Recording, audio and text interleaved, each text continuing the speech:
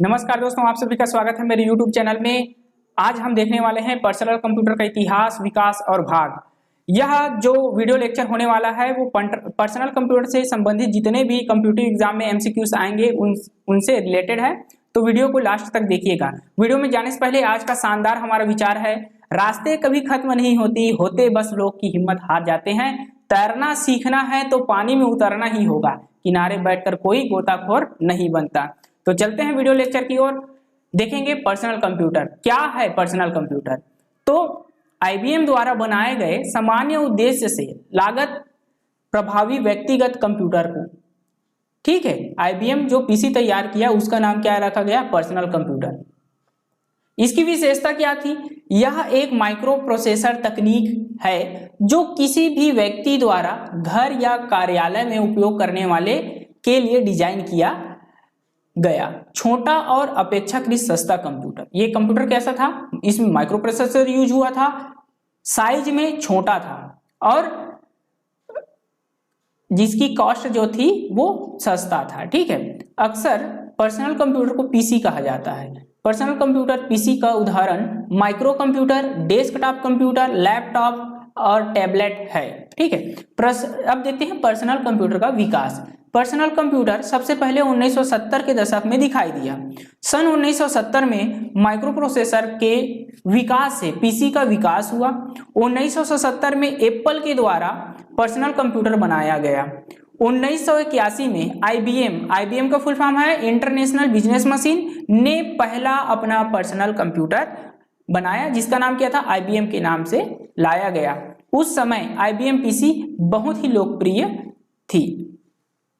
देख लेते हैं अब प्रकार। पर्सनल कंप्यूटर के प्रकार मुख्य कितने प्रकार हैं, तो 4। पहला है डेस्कटॉप, दूसरा है नोटबुक, तीसरा है टैबलेट और चौथा है स्मार्टफोन। ये सभी किसके उदाहरण हैं, किसके प्रकार हैं, तो पर्सनल कंप्यूटर के, ठीक है। पर्सनल कंप्यूटर में पहले देख लेते हैं डेस्कटॉप कंप्यूटर। डेस्कटॉप कंप्यूटर एक डेस्क पर उपयोग करने के लिए डिजाइन किया गया था, शायद ही कभी स्थानांतरित किया गया होगा, ठीक है। इनमें एक बड़ा बॉक्स होता था जिसमें सिस्टम यूनिट, जिसे सिस्टम यूनिट कहा जाता था, CPU जिसको बोलते हैं, अधिकांश आवश्यक घटक होते थे। ये मॉनिटर, कीबोर्ड, माउस सभी का उपयोग केवल कुछ मामलों में वायरलेस तकनीक का उपयोग किया जाता था, ठीक है। ये कैसे काम करते थे, प्लग और प्ले वाला काम था, ठीक है। यह लचीले होते थे क्योंकि इनमें कोई भी मॉनिटर, कीबोर्ड, माउस को कनेक्ट कर सकता था। इस कारण ये कैसे होते थे, लचीले होते थे, आसानी से फिट किया जा सकता था, ठीक है। साथ ही अतिरिक्त स्टोरेज ड्राइव, मेमोरी और एक्सटेंशन कार्ड इंस्टॉल कर सकते थे। उसमें स्लॉट होता था जिससे आपको एक्सटेंड करना है कोई भी स्लॉट तो कर सकते थे। ये क्या है, डेस्कटॉप का उदाहरण। नोटबुक जैसा कि नाम से तात्पर्य है एक पोर्टेबल कंप्यूटर है जिसे ले जाने और डाटा स्टोर करने के लिए नोटबुक की तरह मोड़ने के लिए डिजाइन किया गया था। इसका कवर एक अंतर्निहित स्क्रीन बोर्ड और पॉइंटिंग डिवाइस को प्रकट करने के लिए खुलता था जो एक माउस के विकल्प का काम करता था। इसमें क्या होता था, स्क्रीन टच होता, जो हम लोग मोबाइल में स्क्रीन टच वाला मोबाइल यूज करते हैं तो वैसे ही नोटबुक डेस्कटॉप के समान अधिकांश सॉफ्टवेयर चला सकता है और प्रदर्शन में इसके समान होता था, ठीक है। कुछ लोग इसे लैपटॉप भी कहते हैं। नोटबुक को अपने कंप्यूटर को लगभग कहीं भी ले जाने की अनुमति देता है। ये पोर्टेबल होता है, ठीक है।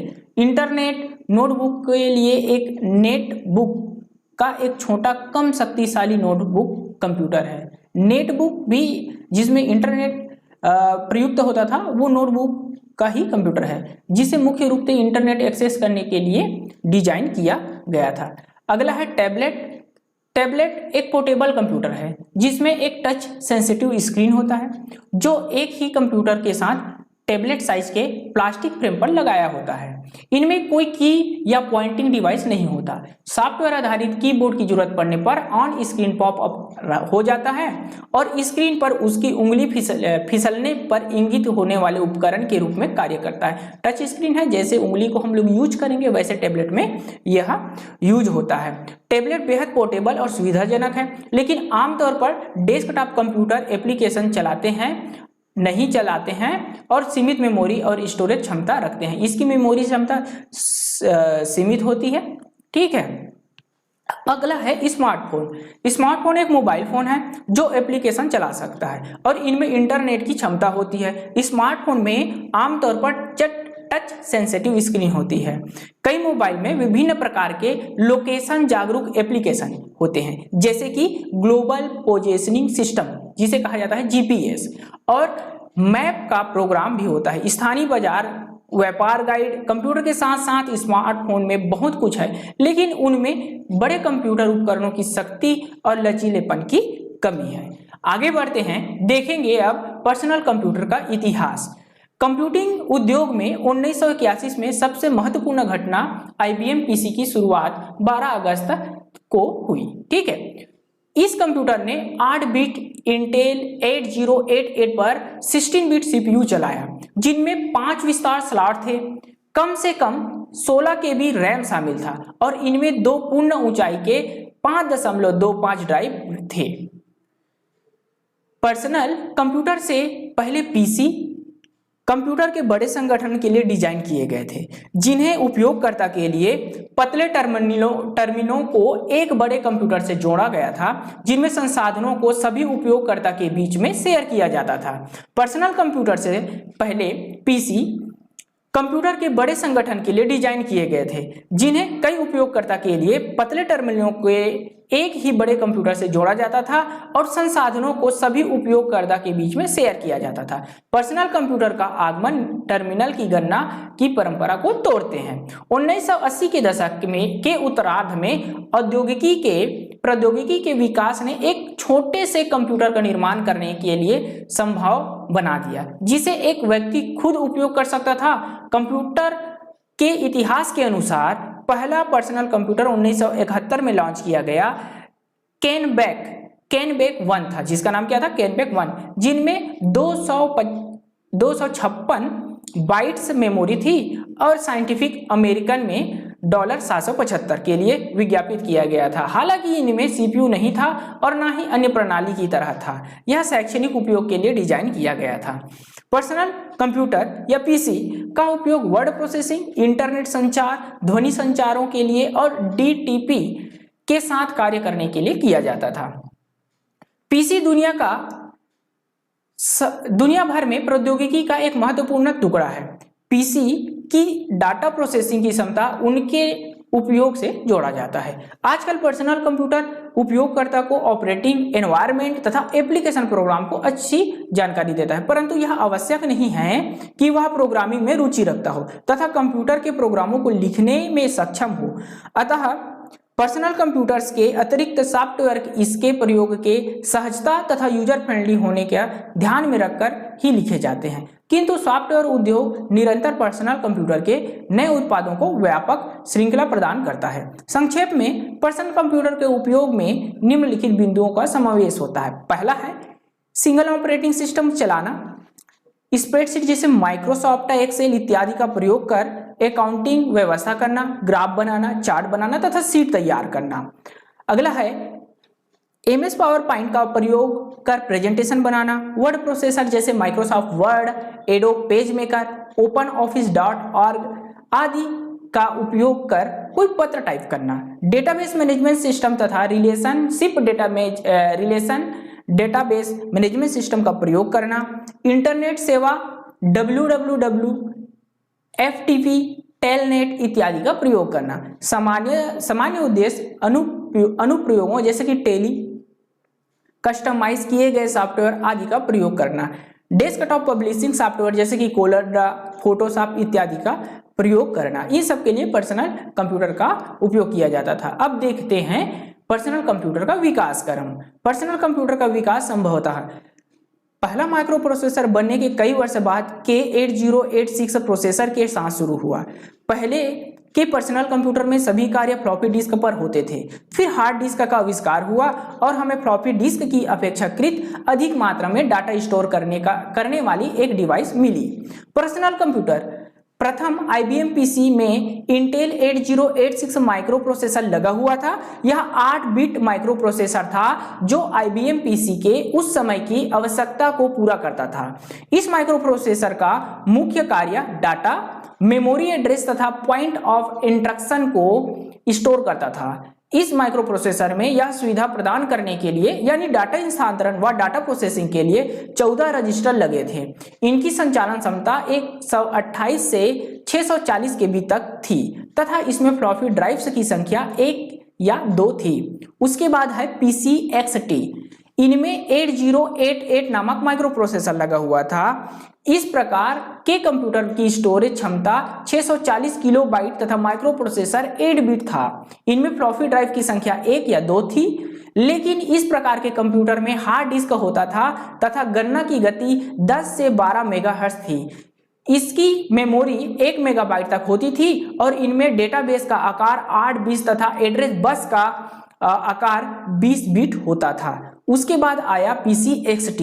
इस प्रकार के कंप्यूटर में 80286 नामक माइक्रो प्रोसेसर लगा हुआ था और इनमें कुछ अतिरिक्त गुण थे, जिनमें से प्रोग्राम प्रोसेसिंग की गति तेज होना था।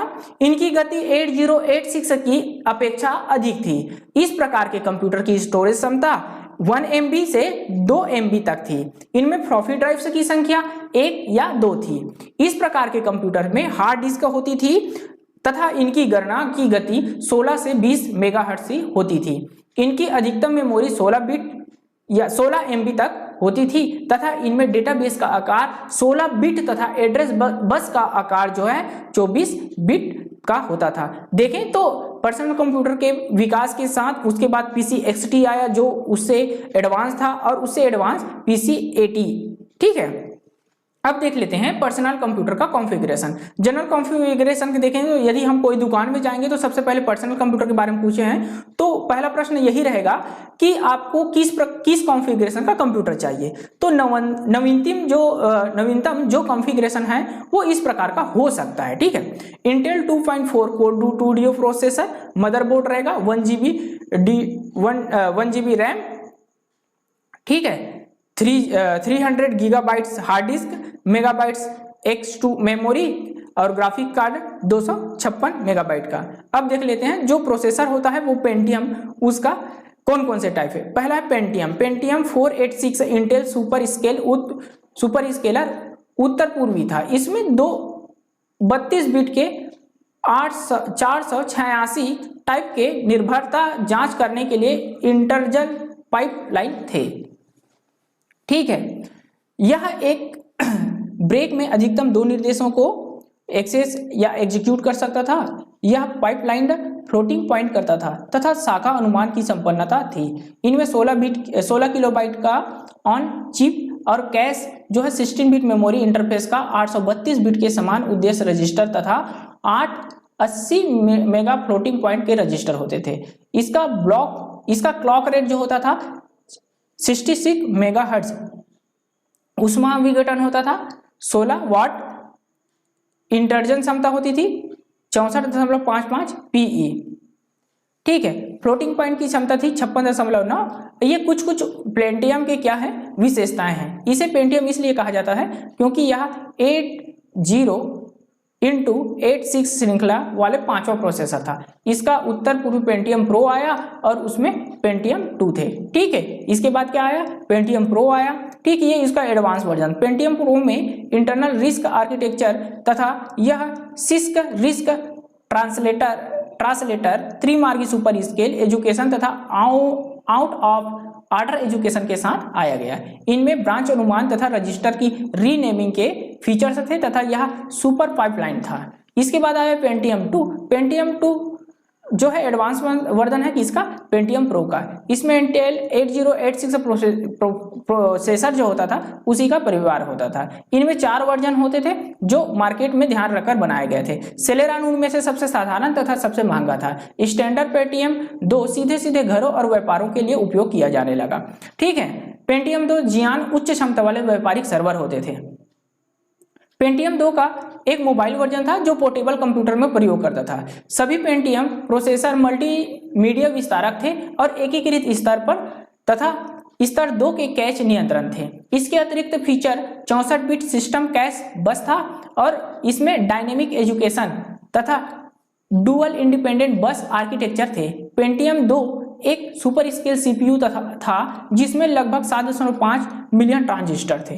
इसके बाद इसमें क्या थे, कोर 2 डियो 2 कोर वाला, 4 कोर, 6 कोर, 8 कोर। इसके बाद आया इंटेल आई जनरेशन के, ठीक है। इंटेल कंप्यूटर के, इंटेल कंपनी में 3 जनरेशन बनाई गई, ठीक है। i3, i5, जो इंटेल कंपनी है उनके जो प्रोसेसर है वो i3, i5, i7 ऐसे बनाए गए थे, जिसमें i7 का प्रयोग हैवी टास्क के परफॉर्मेंस करने के लिए, और जितने भी इसके और नवीनतम प्रोसेसर थे वो इंटेल वर्जन के ही है, जो i3, i5, i7 इससे और आगे बढ़ेंगे, ठीक है। मूल रूप से हाइपर थ्रेडिंग और कोर का ही फर्क है, आप इन प्रोसेसर को अपने हिसाब से स्पीड के अनुसार से प्रयोग कर सकते थे। अब देख लेते हैं पेंटियम का आर्किटेक्चर। इंटेल पेंटियम 4 का डिजाइन कई प्रयोगों जैसे कि इमेज प्रोसेसिंग, वीडियो सामग्री निर्माण, गेम्स तथा मल्टीमीडिया को संपन्न करने के लिए हुआ था। इनकी क्षमता यूजर के द्वारा प्रशंसनीय था। HT प्रौद्योगिकी के साथ इंटेल पेंटियम 4 प्रोसेसर पर आधारित पर्सनल कंप्यूटर की सहायता से आप आज तक के डिजिटल, घरेलू तथा डिजिटल ऑफिस अनुप्रयोगों के लिए उन्नत परफॉर्मेंस तथा मल्टीमीडिया क्षमताओं को पा सकते हैं। यह 7वीं पीढ़ी का x86 आर्किटेक्चर प्रोसेसर है जो इंटेल द्वारा उत्पादित किया गया था तथा कंपनी का यह 1995 के पेंटियम प्रो से लेकर आज तक की पूरी तरह से नया CPU डिजाइन किया गया है। पेंटियम 2, पेंटियम 3 तथा अन्य कई सेरेलान जैसे कि विभिन्न आर्किटेक्चर इंटेल P6 से डिजाइन कर लिया गया है। नेट बर्थ माइक्रो आर्किटेक्चर में एक अत्यंत गहन इंस्ट्रक्शंस पाइपलाइन के फीचर्स उपलब्ध होते हैं जो आवृत्ति को अत्यधिक बढ़ा सकता है। इनमें SSEZ, SIMD इंस्ट्रक्शन सेट का भी परिचय कराया गया जो तेज तथा इंटजर तथा 64 बिट फ्लोटिंग पॉइंट गणना के लिए प्रयुक्त किया गया था। बाद में पेंटियम 4 मॉडलों में प्रौद्योगिकी उन्नत हाइपर थ्रेडिंग को एकीकृत किया गया जिसकी सहायता से एक CPU को 2 लॉजिकल तथा आभासी CPU के तरह प्रतीत होता था। मूलतः पेंटियम 4 जिसका नाम कोर तथा वेलमेट था 1.4 तथा 1.5 गीगाहर्ट्ज पर लॉन्च हुआ था। नवंबर 2000 में इसका सॉकेट 423 प्लेटफॉर्म पर रिलीज हुआ। बाद में सॉकेट 478 को 1.5 गीगाहर्ट्ज से 2 गीगाहर्ट्ज पर लॉन्च किया गया। पेंटियम 4 के परिचय में के साथ उल्लेखनीय बात यह हुई है कि पेंटियम 4 अपेक्षाकृत तेज 400 MTS FSB था, ठीक है। वस्तुतः 100 मेगाहर्ट्ज क्लॉक वेव पर आधारित, लेकिन इस बस का स्थानांतरण सामान्य बस की तुलना में 4 गुना अधिक थी। इस कारण इसका एग्जीक्यूशन अधिक हो गया। जैसे कि इंटेल फ्लैगशिप चिपों के आंतरिक पेंटियम 4 कम गुणवत्ता वाले सेरेलान वर्जन भी आया, प्रायः सेलेरान तथा उच्च गुणवत्ता जियॉन वर्जन MSP कॉन्फ़िगरेशन के लिए लॉन्च किया गया था। मूलतः पेंटियम 4 CPU के परिचय के 5 साल बाद एक डुअल कोर वर्जन जिसे पेंटियम D कहा जाता है वो रिलीज हुआ। अब देख लेते हैं part of the computer, personal computer PC के भाग या घटक। पहला है सिस्टम यूनिट। पूर्व के लेक्चर में हमने सिस्टम यूनिट के बारे में पढ़ लिया है, एक बार रिकैप कर लेते हैं और मोटा मोटा तौर पर देखेंगे। सिस्टम, पर्सनल सिस्टम आमतौर पर निम्नलिखित भागों से मिलकर बनता है। सिस्टम यूनिट पीसी के द्वारा दिए जाने वाले सारे सिस्टम यूनिट को एक ही नियंत्रित करता है। इसके पीछे के भाग में कीबोर्ड, मॉनिटर, माउस, प्रिंटर आदि तारों की सहायता से जुड़े होते हैं। हार्ड डिस्क, सीटी ड्राइव, फ्लॉपी ड्राइव इत्यादि इसके अंदर जुड़े रहते हैं जिन्हें सॉफ्टवेयर के द्वारा नियंत्रित किया जाता है। यह पीसी का मुख्य भाग होता है। दूसरा है डेस्कटॉप टाइप। सिस्टम यूनिट का एक वर्गाकार बॉक्स की तरह होता है तथा मॉनिटर इसके ऊपर में रखा जाता है। टावर टाइप इनमें सिस्टम का एक टावर नुमा बॉक्स होता है जो मॉनिटर के बगल में रखा जाता है और इनमें अतिरिक्त भंडारण उपकरणों को स्थापित करना आसान होता है। सिस्टम यूनिट के भाग, पहला है CPU। इनमें प्रोसेसर या माइक्रो प्रोसेसर कहा जाता है। यह पर्सनल कंप्यूटर से जुड़े विभिन्न उपकरणों को नियंत्रित करता है। यह कंप्यूटर द्वारा प्राप्त सूचनाओं को विश्लेषण करता है। इसके कितने भाग होते हैं? तो इसके होते हैं 3 भाग। कौन कौन से? मेमोरी, मुख्य मेमोरी, अर्थमेटिक लॉजिकल यूनिट और कंट्रोल यूनिट, ठीक है। और उसके बाद देख लेते हैं मदरबोर्ड यह प्लास्टिक का बना सॉकेट होता है जिनके द्वारा धातु को निर्मित महीन धागों के समान संरचना होती है। इन धातुओं की संरचना को बस कहते हैं और इसके द्वारा विभिन्न संकेतों सूचनाओं का आदान प्रदान विद्युत प्रवाह के रूप में होता है। कंप्यूटर के प्रोसेसर विभिन्न प्रकार के card, display card, sound card आदि मदरबोर्ड पर ही स्थापित किए जाते हैं। यह कंप्यूटर का मुख्य पटल कहलाता है। रैम के बारे में हमने पहले वीडियो में देख लिया है। रैम और रोम के बारे में फिर से मोटा मोटा सरसरी तौर पर देख लेते हैं। रैम का पूरा नाम रैंडम एक्सेस मेमोरी होता है। रैम लगाने का एक स्थान यह होता है कि जब अपनी आवश्यकता के अनुसार हम रैम लगा सकते हैं। यह कार्यकारी मेमोरी यानी यह तभी कार्य करता है जब हमारे कंप्यूटर पर हम कार्य करते रहते हैं। कंप्यूटर बंद होने पर इसमें संग्रहित सूचना क्या हो जाती है? नष्ट हो जाती है। यह सूचनाओं को अस्थायी तौर पर सुरक्षित रखने के लिए कार्य करता है। रोम जो होता है रीड ओनली मेमोरी इसका फुल फॉर्म होता है और यह कंप्यूटर बंद रहने पर भी इसकी सूचनाएं संग्रहित रहती है, नष्ट नहीं होती है। ठीक है। मैथ प्रोसेसर यह कंप्यूटर द्वारा सहायक प्रोसेसर होता है। इसका उपयोग वैज्ञानिक गणनाओं, बीजगणितीय कार्यों के लिए किया जाता है या फिर फ्लोटिंग पॉइंट गणनाओं में होता है। ग्राफिक कार्ड इसे graphic accelerator card, display adapter या वीडियो कार्ड भी कहा जाता है। हार्डवेयर का यह भाग है जिसका कार्य स्क्रीन पर चित्र या दृश्य को प्रदर्शित करना होता है।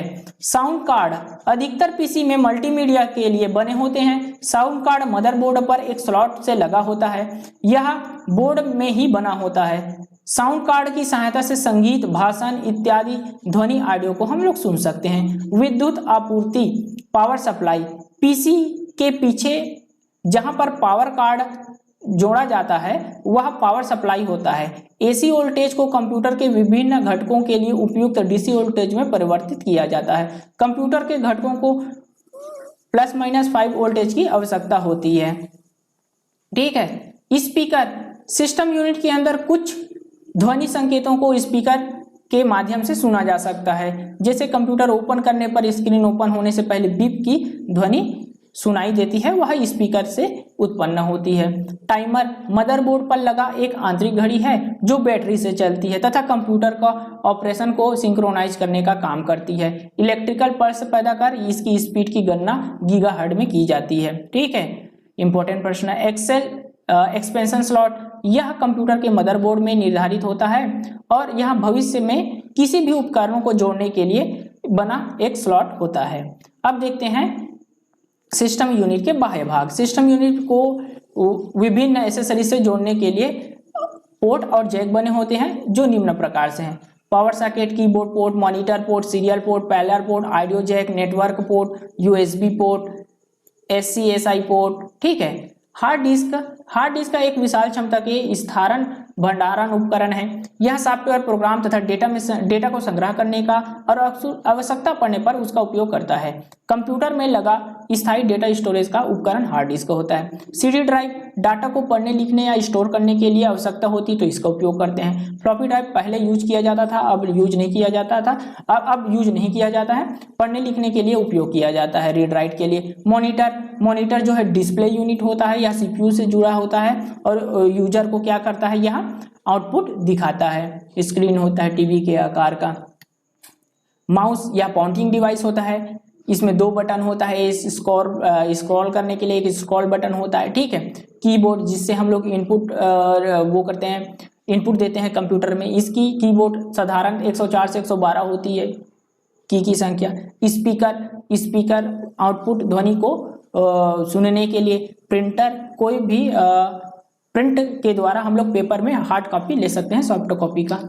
स्कैनर इमेजेस या फोटो को स्कैन कर बाइनरी नंबर में बदलता है जो कंप्यूटर के समझने लायक होता है। सीडी रोम, सीडी ड्राइव और सीडी राइटर। सीडी के डेटा को पढ़ने के लिए सीडी रोम ड्राइव होता है और सीडी राइटर सीडी में कोई भी ब्लैंक सीडी में डेटा को इनपुट करने के लिए, उसमें राइट करने के लिए सीडी राइटर का उपयोग करते हैं। मॉडेम, जब हम कभी भी इंटरनेट से जुड़ेंगे तो हमको मॉडेम का आवश्यकता पड़ता है। इसका फुल फॉर्म होता है मॉड्यूलेटर तथा डिमॉड्यूलेटर। ठीक है। यह टेलीफोन लाइन के द्वारा कंप्यूटर को इंटरनेट से जोड़ा जाता है तथा डेटा को एक स्थान से दूसरे स्थान पर भेजा जाता है।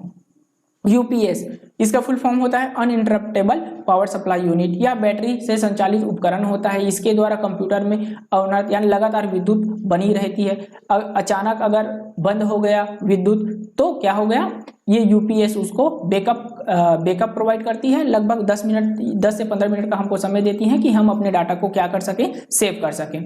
ठीक है, चलो वीडियो में आगे बढ़ते हैं। अब आते हैं क्वेश्चन आंसर की ओर, एमसीक्यू क्वेश्चन की ओर। तो देख लेते हैं, एक्सेसरीज की जिस स्थान पर सिस्टम यूनिट से जुड़ा होता है उसे कहते हैं, क्या कहते हैं? आपके पास ऑप्शन है A port, option B ring, option C bus और ऑप्शन डी जिप। इसका सही आंसर है ए, पोर्ट कहते हैं। ठीक है, कंप्यूटर में आईबीएम का पूरा नाम क्या है इसको बताना है आपको। आपके पास 4 ऑप्शन है, इसका सही आंसर क्या है? ठीक है, ऑप्शन ए है Indian brain machine, Indian business machine, option B, option C international business machine और ऑप्शन डी है इंटरनेशनल ब्रेन मशीन। इसका सही आंसर है option C, international business machine. विशेष प्रकार के संगीत उपकरणों को साउंड कार्डों से कौन सा पोर्ट जोड़ते हैं? ये आपका तीसरा प्रश्न है। तो इसका 4 ऑप्शन है आपके पास, बस है, सीपीयू है, यूएसबी है, मिडी है। तो इसका सही आंसर है एमआईडीआई, मिडी, डी। प्रश्न नंबर 4 है, यदि आपके पर्सनल कंप्यूटर में इंटरनल मॉडेम से जोड़ा जाए और वह ठीक से काम नहीं करता हो तो इसका क्या क्या कारण हो सकता है? आपको तो या इंटरनेट हो सकता है, या फिर पोर्ट हो सकता है, या मेमोरी कॉन्फ्लिक्ट हो सकता है, या फिर उपयुक्त सभी, जो 3 ऑप्शन दिए हैं वो। तो इसका सही आंसर है डी, उपयुक्त सही। इन तीनों में से कोई भी हो सकता है। प्रश्न नंबर 5 है, कंप्यूटर में लगातार विद्युत पूर्ति के लिए का संक्षिप्त रूप क्या है? ठीक है, हमने अभी अभी पढ़ा है। तो आपके पास इसका सही आंसर क्या है? UPS, uninterruptible power supply unit होता है। ठीक है, अगला प्रश्न है, प्रश्न नंबर 6, निम्नलिखित में से कौन सा भाग कंप्यूटर के मदरबोर्ड से संबंध रखता है? Hard disk, VDU, micro processor, modem. ये 4 ऑप्शन है आपके पास। सही आंसर को आप तो कमेंट बॉक्स में लिख के बताइएगा। इसका सही आंसर है ऑप्शन सी, माइक्रो प्रोसेसर। प्रश्न नंबर 7 है, कंप्यूटर में सीडी को रन करने या रन कराने के लिए किसका उपयोग करना पड़ता है? ठीक है, आपके पास 4 ऑप्शन है। Option A FD drive, CD drive, option C zip drive, option D pen drive. ठीक है, तो इसका सही आंसर है option B, CD drive. Question number 8, सूचना एक यूनिट से दूसरी यूनिट तक ले जाने वाले और उसे वापस लाने का काम कौन करता है? Data bus. ठीक है, ये डेटाबेस नहीं है, डेटा बस है। डेटा बस, सिस्टम बस, कंट्रोल बस या एड्रेस बस। तो इसमें देखते हैं, आंसर है डेटा बस। अगला प्रश्न है, कंप्यूटर का कौन सा भाग इंफॉर्मेशन स्टोर करने के लिए मदद करता है? 4 ऑप्शन है। Option A disk drive, option B keyboard, option C monitor, option D printer. इसका सही आंसर है option A, disk drive.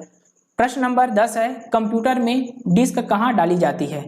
Option A है मोडेम में, ऑप्शन बी है हार्ड ड्राइव में, ऑप्शन सी है सीपीयू में, ऑप्शन डी है डिस्क ड्राइव में। तो इसका सही आंसर है ऑप्शन डी, डिस्क ड्राइव में। प्रश्न नंबर 11 है, निम्नलिखित में से सीपीयू का भाग नहीं है, क्या नहीं है? Prefetch unit, decode unit, ALU, RAM. तो इसका सही आंसर है डी, रैम जो है सीपीयू का भाग नहीं है। कंप्यूटर के 3 प्रमुख घटक कौन से हैं?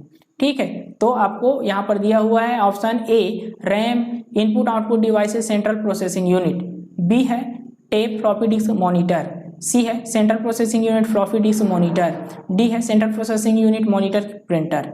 तो इसका सही आंसर है A, RAM, input output device, central processing unit. ये कंप्यूटर के 3 प्रमुख घटक हैं। आज का वीडियो कैसा लगा आप कमेंट बॉक्स में अपनी प्रतिक्रिया दीजिए। आज का वीडियो यहीं तक था, तब तक के लिए नमस्कार, धन्यवाद।